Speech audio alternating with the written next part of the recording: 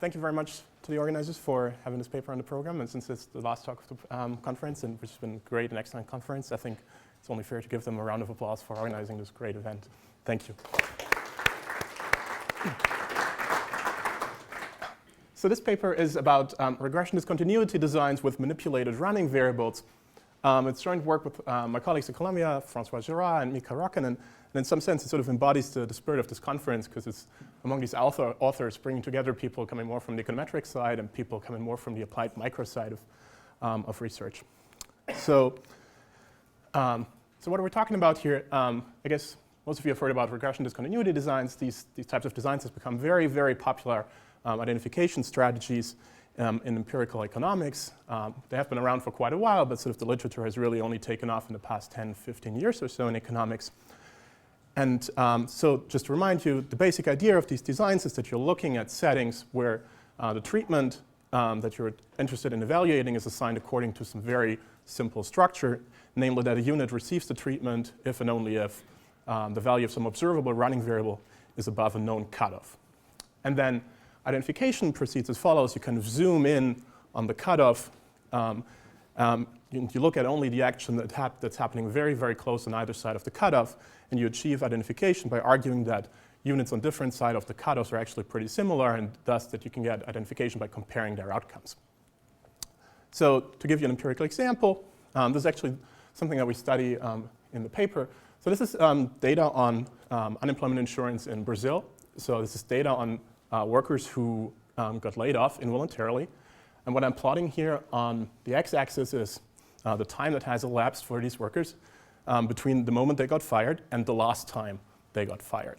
And so I'm centering this here at 16 months. So 0 is actually 16 months, and this is here on the daily level. And what I'm plotting on the y-axis is how long it takes for these workers to find a new formal job in days. And so the Brazilian unemployment insurance program is designed such that people who get laid off at least 16 months after they have been fired here are eligible for unemployment benefits, but if they get fired only 1 day earlier, they're not. And this is a strict cutoff in this case. And so what we see here is that people who are not eligible for benefits take about 160, 170 days to find a new job, whereas those who are eligible take about 220, 230 days. And so if you think that these guys are comparable to these guys in every aspect other than their eligibility for unemployment benefits, you would think that the height of this jump here is a pretty good indication of the treatment effect of the eligibility of unemployment insurance. Now, that reasoning is fine, but there are problems. And one important problem is that this whole identification argument breaks down if there are some units that have perfect control over the value of their running variable and can manipulate this value. Right? And so what that means is if there are such units, then they may no longer be comparable from different sides of the cutoff. And this issue is actually very, very common in economic applications. So we have strong evidence that, for example, teachers in New York City manipulate the test scores of the students in order to comply with performance standards. We have evidence that certain school districts manipulate enrollment figures in order to avoid class size caps. As you will see in a second, we also have strong evidence that workers in Brazil or unemployed people in Brazil manipulate their layoff dates in order to become eligible. So where does this evidence come from? Well, in some cases it might come from anecdotal evidence or from knowing more about the institutional framework, but in some sense it can also often be inferred from the data whether or not manipulation takes place. And often you can figure this out by checking whether there's a discontinuity in the density of the running variable at the cutoff. If such a discontinuity exists, this suggests that manipulation occurs. Think about the Brazil example. What we're worried about there is essentially the informal sector. So we're worried that people, once they become eligible for unemployment benefits, or some people, once they become eligible for benefits, simply switch out of the formal sector into the informal sector and collect both a benefits check and an informal wage check. And so if that's really going on, if there are people that behave like this, then we would expect to see a slightly higher proportion of people just to the right of the cutoff versus just to the left. And so this is what we actually find in data. Ignore the dots for a second, but the line here is sort of a non-parametric estimate of the density. And what you can see is that this density actually jumps at the cutoff, which is an indication that that manipulation is going on. In case you're worried about statistical significance here, this is calculated from a very, very large data set, so this is a highly significant jump here. So this point is absolutely not new. So the empirical literature is very much aware of these kinds of issues. And in particular, what's often done there is there's a formal test for discontinuity of this density at the cutoff, proposed in a paper by Justin McCrary, and this is very, very frequently used in the empirical literature. Pretty much every graduate student that's running an empirical ID project is told to run this test at some point. And in some sense, if I'm painting this in really broad strokes, what sometimes happens is that it's kind of used as a pretest for the project's fate. In some sense, what often happens in simplified terms, if people do not find a significant discontinuity, they're kind of happy with that and they proceed with a no manipulation model. Whereas if they find a significant discontinuity, often this is sort of the death penalty for the project, and it gets abandoned, or at least people look at other aspects of the data. And so, of course, from an econometric point of view, this kind of usage is problematic for a couple of reasons. Of course, there's all kinds of things related to pretesting here. But most importantly, if you get a non-rejection, that might, of course, simply be due to a lack of statistical power, right? It might just be that we have a too small sample to detect manipulation. And so we still get a lot of biases. On the other hand, it seems kind of crazy if we see a little jump, even if it's highly statistically significant, to just sort of throw away everything, right? So in the Brazil example, it seems weird to assume that with the kind of data that we have that I showed you, we can learn nothing about the effectiveness of the unemployment program. And so this is where this paper sort of comes in. What we're proposing here is to take a partial identification approach to dealing with the issue of manipulated running variables. What we do covers both what's called sharp and fuzzy designs, so it's relatively widely applicable. And what we basically argue is that if you have manipulation going on, if the amount of manipulation that's going on is not too extreme, you can characterize bounds on the treatment effects. You can characterize them explicitly, and you can learn something from them. They are empirically meaningful. They're not ridiculously wide. And so this is what the paper does. It characterizes these bounds. We propose computationally relatively straightforward non-parametric estimators. And we also take existing results from the big partial identification literature to produce confidence intervals and other inference procedures that have correct coverage rate under manipulation. So you can think of this as sort of doing manipulation-robust inference. And then we illustrate the approach with an application to the Brazilian unemployment insurance program, where we have a very, very rich data set covering millions and millions of workers. And we're trying to do inference there on things like duration and other outcomes. All right, just briefly, what kind of literatures does this paper fit in? So there's a big and evolving literature on sort of methodological contributions into regression discontinuity design, and I've listed just a handful of references there. There are arguably many, many more. And so we feel that we're making some contribution there. There's obviously a very, very big partial identification literature, and I've sort of grouped this a little bit into sort of things that derive certain shapes of bounds and papers that are more sort of concerned with inference. What we're doing is going to be relatively close related to a paper by David Lee, and we're drawing on existing results in terms of inference, in particular Imad Zepmansky and the work of Chernozhukov, Lee, and Rosen. But again, there's lots of other related things. And then finally, I just want to mention here's a couple of papers that actually document manipulation in various kinds of empirical settings. So what are we doing here in terms of notation is we want to learn the causal effect of some treatment D. The treatment is binaries, so it's coded as 0, 1. We want to learn the causal effect on an outcome y from a random sample of n units.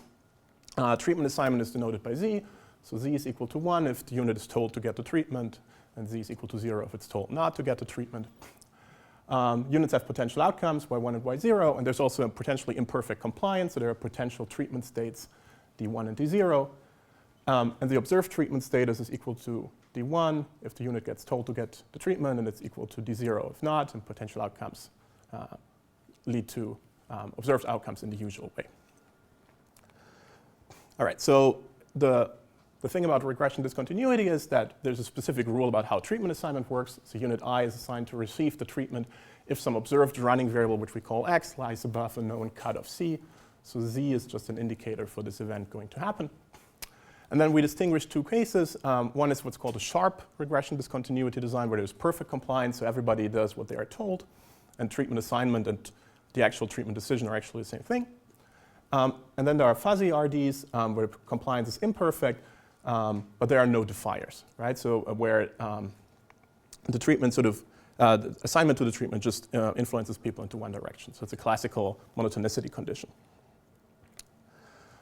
So how do we think of manipulation in this context? So the way we model this is we're saying, well, there are two types of units, and we don't observe their types, but we assume that these types are there. So there are either guys that we call manipulators, and so these guys have my equal to 1, and there are also non-manipulators, and these guys have m equal to 0. And so roughly speaking, the idea is that non-manipulators, so the group of non-manipulators is the one where sort of the classical regression discontinuity design is valid, where you think that the assumptions that you would usually write down to justify RD hold.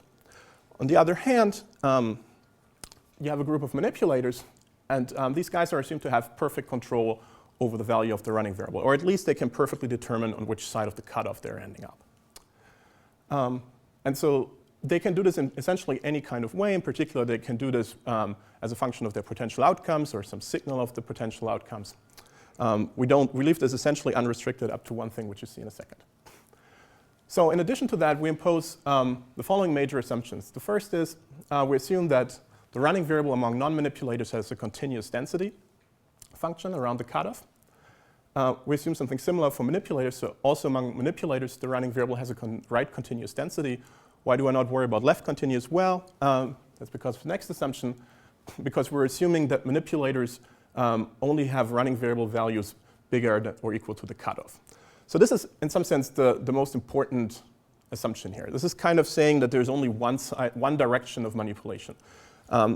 We're assuming that nobody is trying to avoid treatment by manipulating the running variable to be below the cutoff. Or if everybody's doing that, we can just reverse things. But we think that manipulation is only going in one direction. And so this is important. And there are certainly empirical settings where this is a questionable assumption.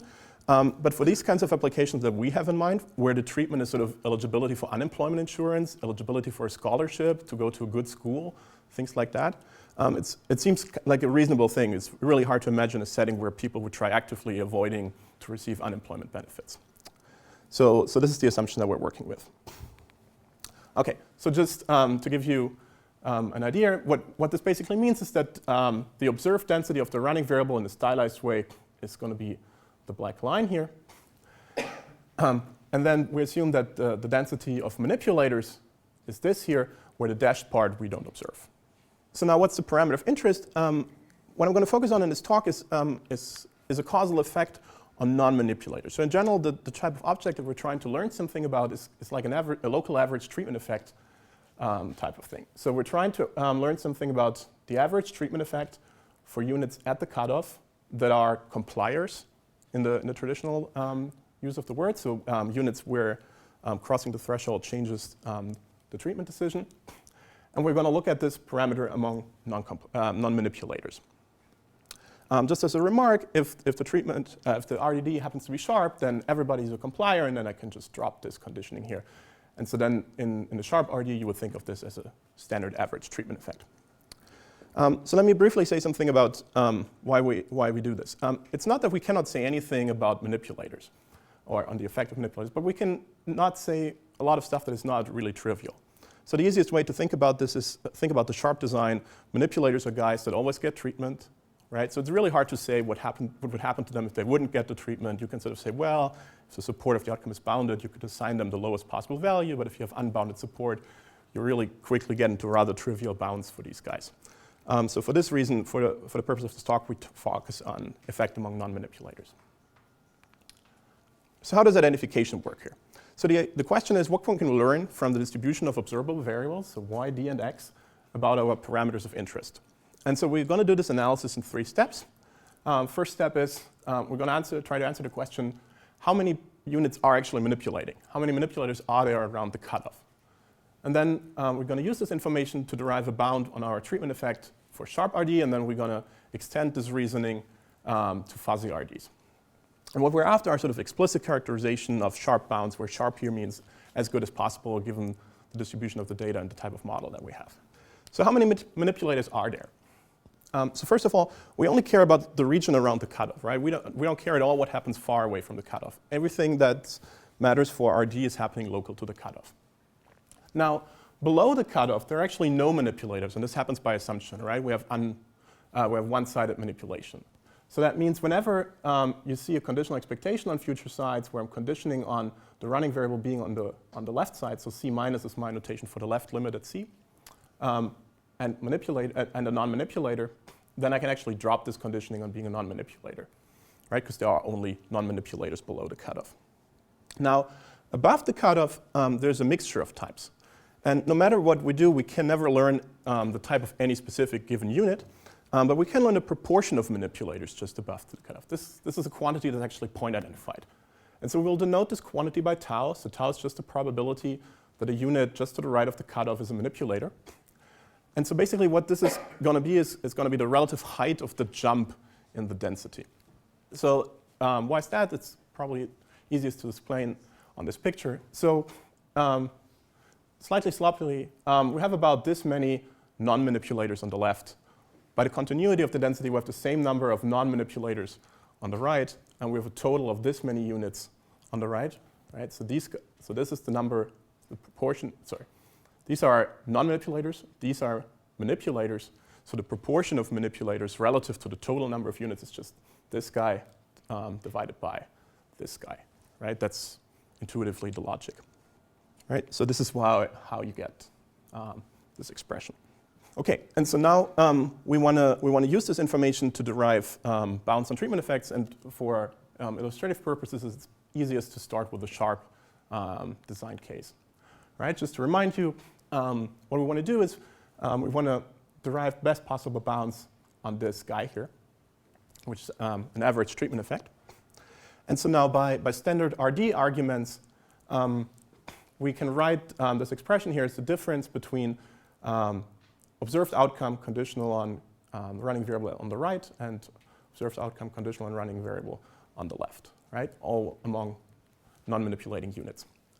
Now, below the cutoff, there are no manipulators, as I said, right? So this conditioning here is actually irrelevant. I can just drop it. And so I get this here, which I can learn from the data. So this term here is identified, so that I only need to bound this guy here. So in some sense, if you want to get worst case bounds here, you have to think about what the worst case scenarios are.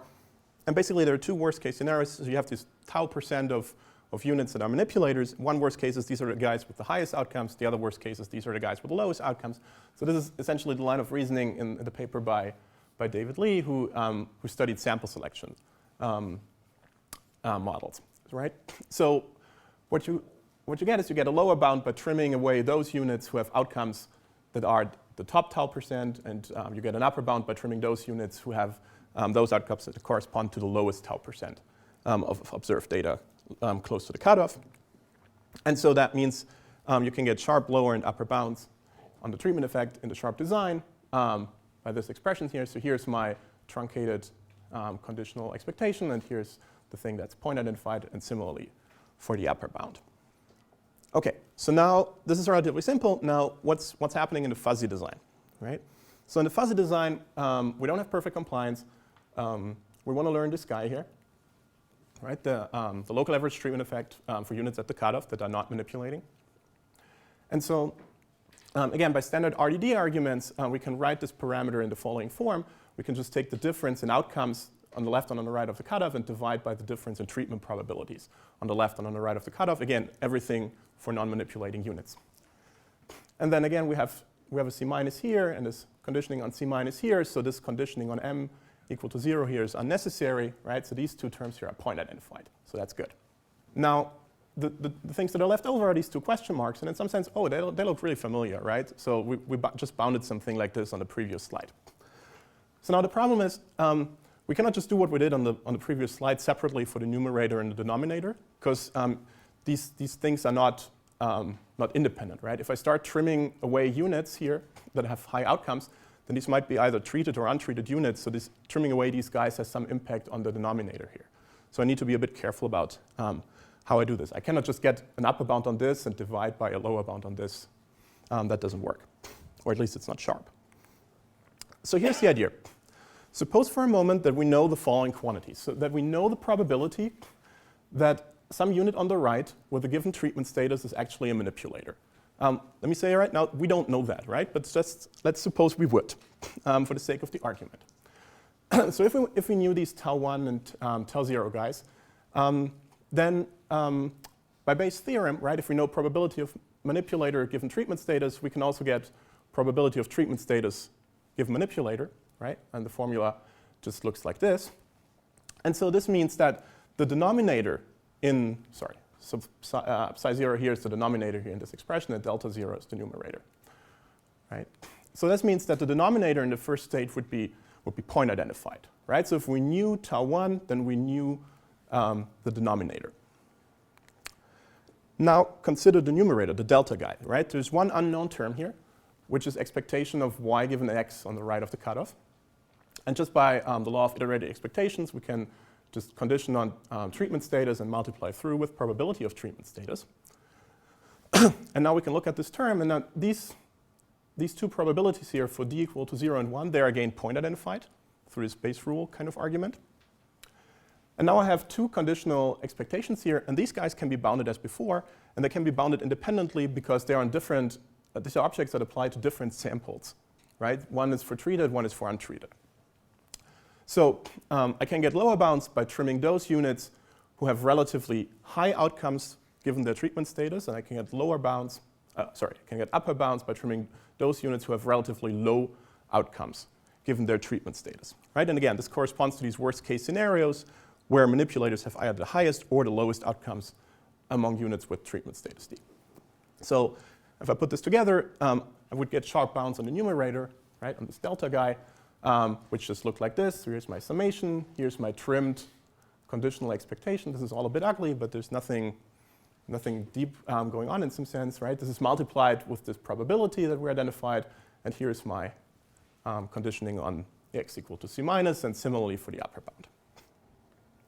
Okay, so given knowledge of these two tau guys, which we don't have, but which we assumed, if we really knew these guys, then best possible bounds on the parameter of interest would be this here, right? Where I take the lower bound on delta and divide by the point identified denominator, and similarly for the upper bound. Now, since these guys are in fact not known, what we're now trying to do is we're trying to find those conceivable values of tau1 and tau0 that imply the most extreme values for these two bounds, right? We're trying basically to derive a partial identification result for these guys, and then sort of look at the most extreme value of these guys here that is compatible with this partial identification result. So now the question is, what's conceivable? And so in our model, well, tau1 and tau0, they are probabilities, right? So they need to be between 0 and 1. So that's not terribly deep. They need to, in our setting, satisfy two other conditions, and in fact, these are the only two conditions. So one comes from the law of total probability, right? We identify how many manipulators there are in the cutoff, right? So now if we look at manipulators in either treatment status, these two probabilities have to satisfy this restriction here. So that's one thing. The other thing is actually coming from the no defiers condition, right? So we assumed that the crossing the threshold makes you more likely to receive the treatment, at least if you're a non-manipulator. And so what this implies is that the first stage has to be positive, right? So this guy here, the denominator has to be bigger than 0. And if you do a bit of algebra, this means that there's an upper bound on the value that tau1 is able to take, which looks like this here. Okay? And so these are in fact the only things that we have. So let's call all the values that satisfy these two restrictions, the set of all values that satisfies these two restrictions curly t, and just note that that curly t is just a straight line in 0, 1. Sorry, in the unit cube, so unit square. And so then we have the following result. If the outcome is continuous, then sharp bounds for the local average treatment effect are given by sort of minimizing and maximizing these I know tau1, tau0 bounds over all the feasible values of tau1 and tau0. Okay? And that's a sharp result. It's the best possible result that you can derive under the assumptions that we have made. Okay? Just as a remark, I want to note, even though these bounds are best possible, they're not necessarily finite. Right? So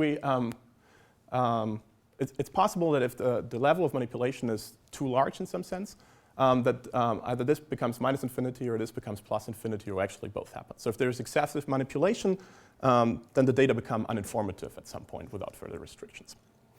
Okay? And again, this is not our fault. This is just the best possible thing that the model and the data are able to deliver in these cases.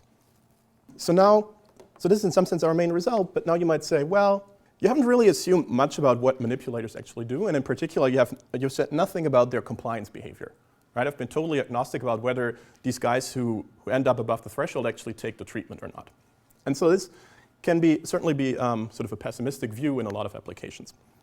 And you might be willing to impose some more structure here if it gives you sharper bounds. And so in these settings that we study, oftentimes we think of manipulation as sort of cheating, violating the rules, but sort of having a risk of getting caught or maybe exerting effort or something like this. And so you would think that in a lot of settings, it would be reasonable to assume that, for example, manipulators are at least as likely to get treated than non-manipulators, right? This would seem like a reasonable assumption in some cases, in most cases, or many cases. Or you might take this argument even further, and you might be willing to assume that manipulators actually always get treated, right? Because if they don't make the effort to move themselves above the cutoff, I mean, why would they refuse the treatment once they are there, right? So in our unemployment insurance example, it would seem very weird that people sort of consciously delay being laid off in order to be eligible for benefits, but then don't apply for benefits, right? So in our example, it might be a reasonable assumption. Okay, but again, there are many other examples, many other things you could impose about compliance behavior. What these assumptions do is they shrink the set of feasible candidates for these tau 1, tau 0s. And this is what makes the bounds sharper. So for example, in the first case where manipulators are at least as likely to get treated than non-manipulators, we get one additional restriction out of this, namely that tau 1 has to be bigger than tau. If you do a bit of algebra, this is what this implies. So again, playing around with the base rule. And so now you get bounds that look pretty similar. The only difference is now we're optimizing here over a strictly smaller set, and therefore we get things that are more narrow. In the extreme case where manipulators always receive the treatment, we actually shrink this curly T set to a singleton. So we actually have point identification of these two things here. The probability that a treated unit is a manipulator is this here, and since everybody gets treated, right, the probability that a non-treated unit is a manipulator is actually 0 in these cases. And therefore, we can construct bounds without using a supremum or an infimum operator, and so the sharp bounds just look like this here in this case. Let me briefly talk about estimation and inference. So this was all identification so far, and now we need to obviously take this to the data at some point. So what we have is a sample of size n from the distribution of observable quantities, y dx, and what we would like to do is we would like to obtain estimates of our bounds, and we would like to obtain confidence intervals for the parameter of interest. So standard tasks. And so life is good in some sense because we're doing partial identification, we do set identification, but the things that we're identifying are interval identified, right? So the identified set is always an interval from some lower bound to some upper bound. So we don't have to worry about crazy shape restrictions on identified sets that lots of other applications produce. So in some sense, that's a relatively well-behaved example. That said, there are still several complications. So one is, and that's sort of common to all RD applications, right? We care about a lot of things here that are all boundary quantities, right? So we care a lot of things that we care about are right limits or left limits of densities, of trimmed conditional means, of quantile functions, and so forth. And so what we do in the paper is we follow the recent literature and use local polynomial or local linear smoothing to estimate these quantities. The second thing is, and this is kind of, let me just skip to this here. So there are these objects which are these trimmed conditional expectations, right? So we're conditioning on x equal to c plus, and we're restricting the range of the outcome variable.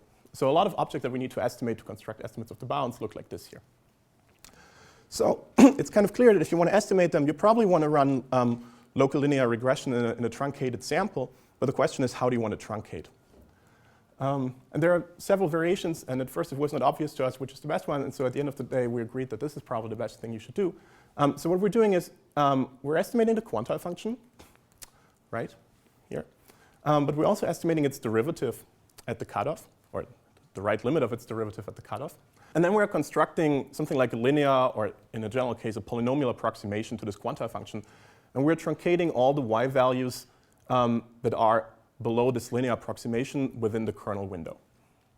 So here, I'm summing here over all observations that are in an H neighborhood, right? So this is local linear regression with linear truncation rule. And so the obvious other thing that you could do is you can just estimate the quantile function at the cutoff and truncate all units that have y below the cutoff. And the problem is why this doesn't work. It's on this picture here. So these lines here are supposed to illustrate where the distribution of y given x is on the window between the cutoff and the cutoff plus bandwidth. If you just truncate units that are above the estimated tau quantile, you're just basically truncating this stuff up here. And so if you do a local linear approximation in this window, you get a relatively large bias. If you do this linear truncation like this here, you're getting something which only has sort of the usual smoothing bias, right, from the linear approximation. So this is in some sense similar to the type of biases that you get from estimating a standard textbook truncated regression model. Two other things. So a lot of the things that we're trying to estimate are soup or infs of unknown functions. So these are objects which are inherently difficult to estimate, and so we use results from the paper of Turner, Zukov, Lee, and Rosen to deal with the issues there as far as they can be dealt with. Obviously, there's the whole partial identification problem when it comes to inference. And as I said, we use results from Imbens and Mansky for settings where there's no soup and inf coming up, and we use results for inference from Turner, Zukov, Lee, Rosen for those versions where soups and infs come up. So let me talk a bit about the empirical application. This is very unusual for me, so I've never. So these are 5 slides that are just data. In many countries, being eligible for unemployment insurance benefits requires a minimum number of months of employment prior to layoff. So Brazil is not special in that regard. And so this may obviously lead to incentives for postponing the timing of a layoff such that you're past the cutoff. And again, it's really hard to imagine a setting where you could actually miss that cutoff and sort of accidentally be below. So a particular problem that you have in Brazil is that you have a high prevalence of both formal and informal workers. It's not like a classical developing country where sort of everything is informal. It's sort of somewhere in between. And so high informality may reinforce issues with manipulation in addition to the usual moral hazards problems, right? So we might think that people might quit the labor for the formal labor force once they become eligible for benefits, and then just draw a benefits check and a paycheck. So the institutional details here are such that a worker who is reported as involuntarily laid off from a private formal job gets benefits if he or she has at least 6 months of continuous job tenure, and if at least 16 months have passed since the last time the person got fired and got benefits from that. Depending on the exact circumstances, they can get 3 to 5 months of unemployment benefits with a level depending on the last wage.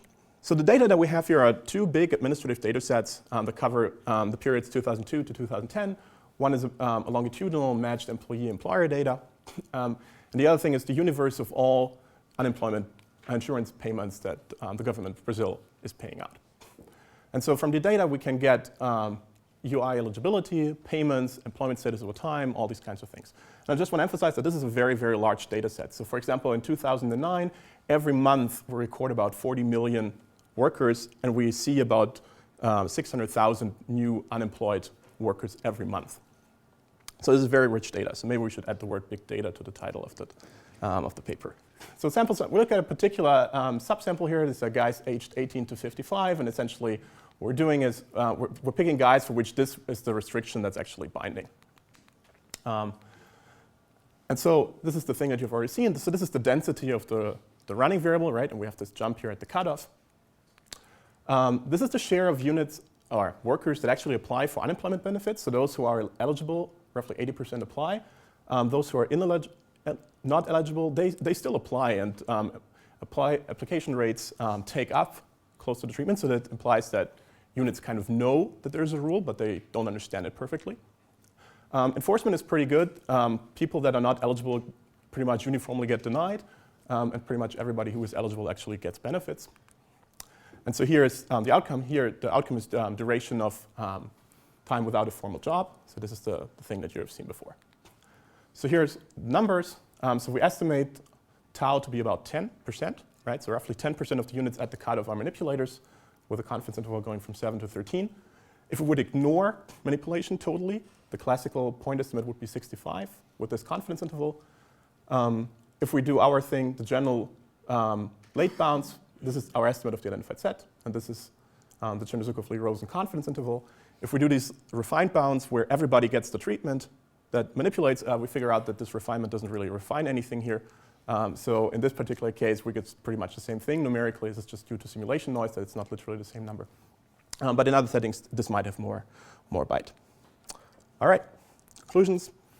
If you ever run an RD and you have problems with manipulation, you might want to check out this paper. Thank you very much.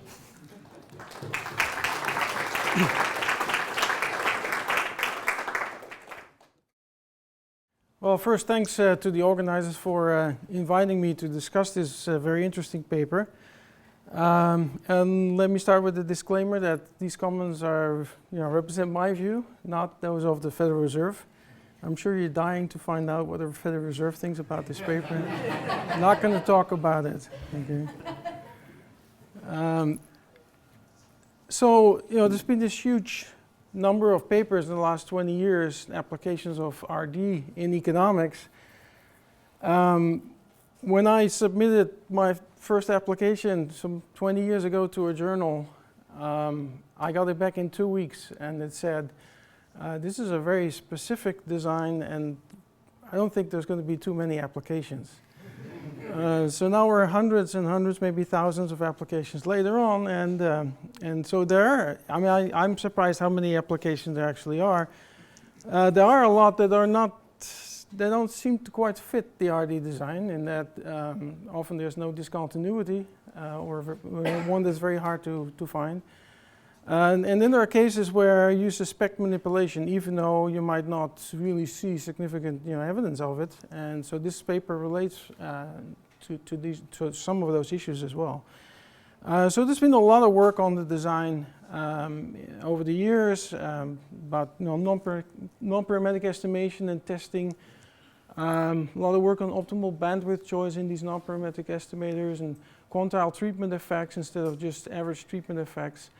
A lot of work on more robust testing, both for internal and external validity, looking at pseudo outcomes, things that you think shouldn't be affected, and looking at discontinuities at non-discontinuity points. Are there treatment effects somewhere else? So are there the underlying mechanisms are different from what is being assumed?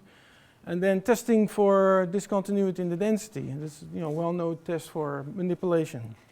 There's further work on expanding the design to cases where there is manipulation, but it's not perfectly controlled. So there's still, you maintain the randomization across the cutoff. There are extensions to cases where there's not a discontinuity in the treatment rate, but rather in the slope of the treatment and running variable relationship. So obviously, you need a lot of data near the cutoff to get to that. And then there's identification of treatment effects away from the cutoff. And that's kind of based on the idea that you might be measuring, this running variable might be measuring the underlying kind of economic variable of interest with error. And so, you can actually use that noise to identify treatment effects a little further away from the cutoff. So there's been a lot of work on this. And, but in general, it's still the case that you end up estimating a parameter that's a local average treatment effect, right? And it applies to compliers, so people whose treatment status would switch if the cutoff was moved to slightly below the score that there are versus above. So it really depends on where they are relative to the cutoff. So it's still a local average treatment effect, and external validity away from the cutoff is obviously not guaranteed at all. But it is a parameter is a treatment effect that's policy relevant because it does suggest what would happen if you change the cutoff by a small amount. Okay, so that's kind of the value of it. And so what this paper does is challenges the conventional wisdom that when you have manipulation, there's nothing you can do. And I think the example was a very good illustration where it's very clear that there was a big treatment effect and it looked like there was a little, manipulation going on. And so in that case, it's a perfect scenario to kind of look at this question. So when you have manipulation, that's going to violate usually the continuity assumption, the comparability assumption of people just left and right of the cutoff. And for example, if we're looking at people taking a test and there's a known cutoff, then people can retake the test and then try to manipulate in that way and get on one side of the cutoff. That also would lead generally to non-comparability. So the approach here is a partial identification approach to identify the average treatment effect of compliers amongst non-manipulators. Okay. So they develop sharp bounds on treatment effects and have a method to construct confidence intervals that have good coverage properties.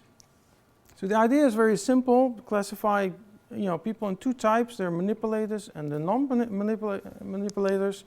Manipulators have perfect control, so they can be on the right if they want, and they all want. They don't want to be on the left. And non-manipulators don't have that. So the assumptions imply that there's going to be no non-manipulators on the left. So that allows you to identify all the conditional expectations you need for non-compliers on the left. And then on the right you have a mixture of manipulators and non-manipulators. And then the jump in the density right at the cutoff is going to identify the share of manipulators. And also because you observe the distribution of observables or characteristics of non-manipulators on the left, right? They're all non-manipulators. That distribution is continuous. That also means that you can separate out on the right distribution of manipulators, characteristics of manipulators. So that's very useful because you can say then a little bit about what these manipulators look like and how they differ from non-manipulators. And then the idea is really to bound by taking extreme cases. So the percentage of manipulators is there. In the one case you could say, well, these are like the top tau % of all the outcomes you observe on the right, or they might be the lowest tau % of all observables on the of outcomes on the right. And so you take those out and then you get your bounds. You can sharpen these bounds by making assumptions about the treatment rate amongst manipulators. So if they have a greater fraction of compliers and always takers than non-manipulators, that helps you tighten the bounds a little bit. Estimation is pretty standard. All the estimation methods there, it all involves non-parametric estimation of these limits, of these conditional expectations. There's a little bit of a complication in how you apply the truncation, because when you want to take away these observations on the right that belong to the top tau % or the bottom tau %, you have to do that in a certain way that avoids biases. And standard bootstrap techniques and a very nice application. Okay, so general comments. First of all, I think the approach is very intuitive. I think the paper explains it very well. It makes complete sense. Identification estimation methods, fairly standard. Be nice, to illustrate the performance of this, to do some Monte Carlo exercises, just to kind of show how these confidence bounds and so on, how well they do. And it looks like you could also relax some of the identification conditions when you have one-sided sharp design. So you have basically, which is like the case in your application. When you're on the left of the cutoff, you're not eligible, so nobody receives treatment. I think it helps, loosen the identification conditions, but also I think it might help sharpen some of the bounds.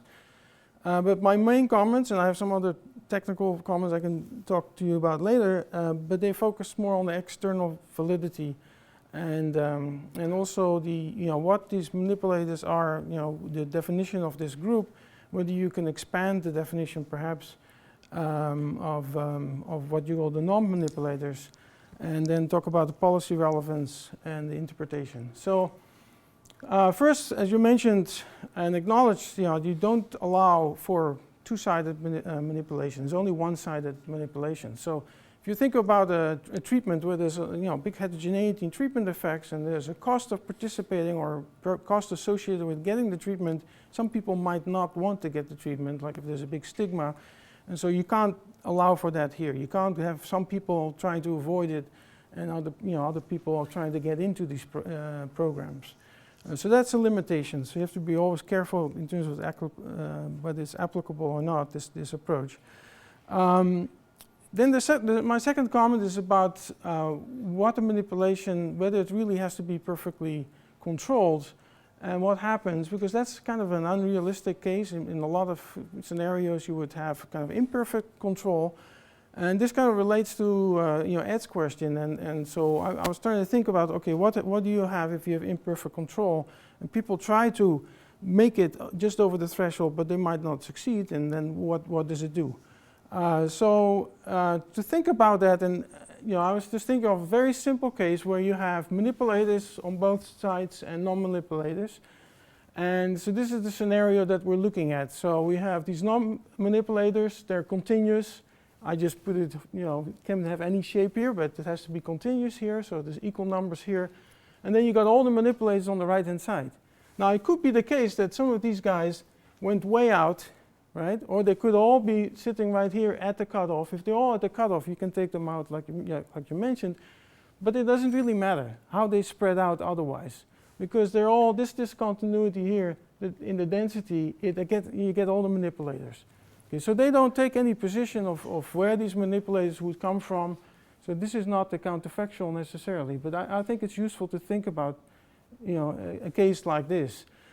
So you again have discontinuity in the density, and you do identify the local average treatment effect on non-manipulators here with scores close to C. Now let's look at the case where these guys, they want to be on the right-hand side, but they can't perfectly control. So think about people taking a test. Okay, so they take the test again, they know the cutoff, but you can't perfectly manipulate. So you're gonna have a distribution where some people get in. So let's say some of these guys, they just didn't make it, but those guys up there, they do. Okay, so it looks like in this case, the method applies exactly the same way. You still have, discontinuity in the density, but now you estimate the average treatment effect for a mix of the non-manipulators and a subset of the manipulators. Okay, so I think it's worth thinking about these kind of scenarios, because I think it might apply to more cases. And the discontinuity there is, again, in the density, it's exactly the mass of manipulators. And it's different in your case because than the case that you described, because you could say, well, this may be just terminology, and what you call non-manipulators here might include this subset here. But these guys are kind of the same as these manipulators. So I think there's some more general, some things you can do here. And if people retook the test again multiple times, this would still be valid. Okay, it would still work.